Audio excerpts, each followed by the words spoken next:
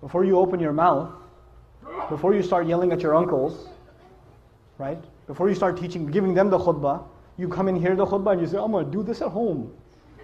That's a good point. My dad needs to hear this one. This is going to make a great point of argument, right?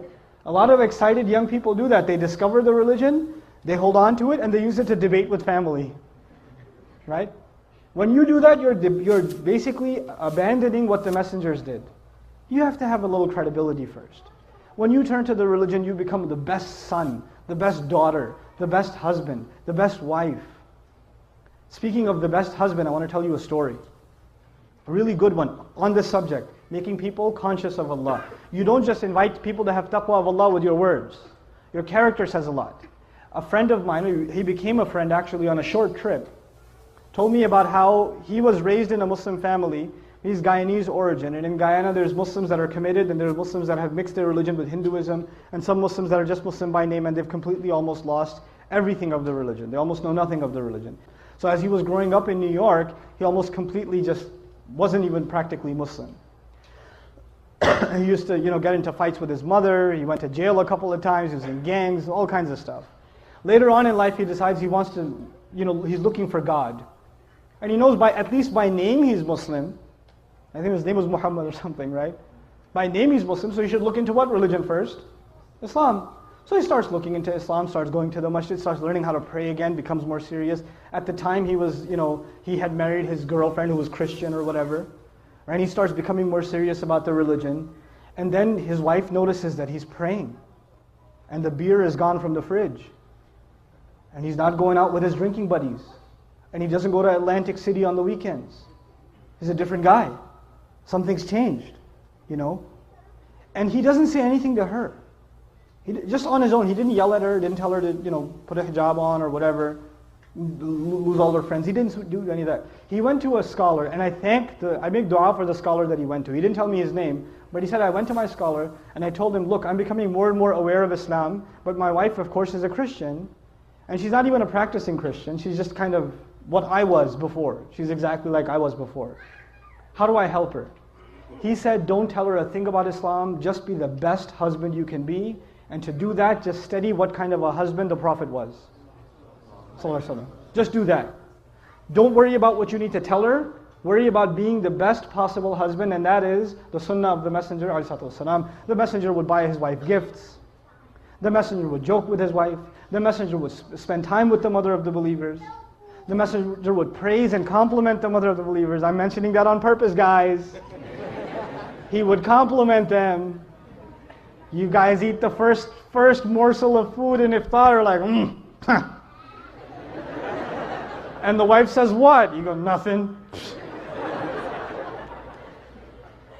Right? You drink, some of the desis here drink the first little sip of lassi. Look, I know the economy's bad, but are we really that short on sugar? Or, very painful for you to say a compliment. I understand, especially for those of you that come from my original country, Pakistan. For you to give a compliment to your wife can cause an ulcer. So I understand, but it's a sunnah, guys. Good food. That's amazing. And our wives, the sisters are so used to hearing nasty things from us, that when we say nice things, they get freaked out. Like if the husband just says, you look really nice today. She goes, what do you want?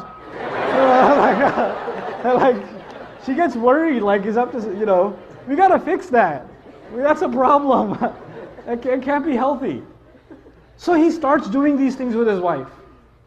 And in the beginning, he used to argue with her sometimes about Islam and tell her how Christianity doesn't make sense. How can 3 be 1 and 1 be 3? All those kinds of arguments, you've heard them before, right? And none of those would work with his wife. None of them. He's like, no, I'm a Christian and that's it. Jesus is in my heart. Leave me alone. 3 years go by. He stops talking to her about Christianity and how dumb it is or whatever. Stops debating with her. He's just being what he can be as the best husband. And one day he's making maghrib and his wife joins him in salat. And he's in salat. It messes up his salat. Right? What's happening here? Right? So, he gives, After salat, he looks at her and he goes, what happened? And she goes, what? Nothing. And he goes, no, you have to tell me what happened. And of course she says what pretty much any wife would say, it's complicated. Alright? But eventually she tells him, and she tells him, look, I've never seen a husband like you. My dad wasn't like that. I've never seen a father like you. The way you are with our child, I've never seen a father be like that. It's so beautiful. This religion can't be wrong. It can't be wrong. This is ittaqullah. You see how aware you are of Allah in your life. Right? It's not how many ayat you've memorized, how many ahadith you know, how much knowledge you can spit out at someone, how many quotes from scholars you can deliver. It's not about that. How are you living your life? People can see that. You're calling people to the taqwa of Allah. حَقَّ تُقَاتِهِ وَلَا تَمُوتُنَّ إِلَّا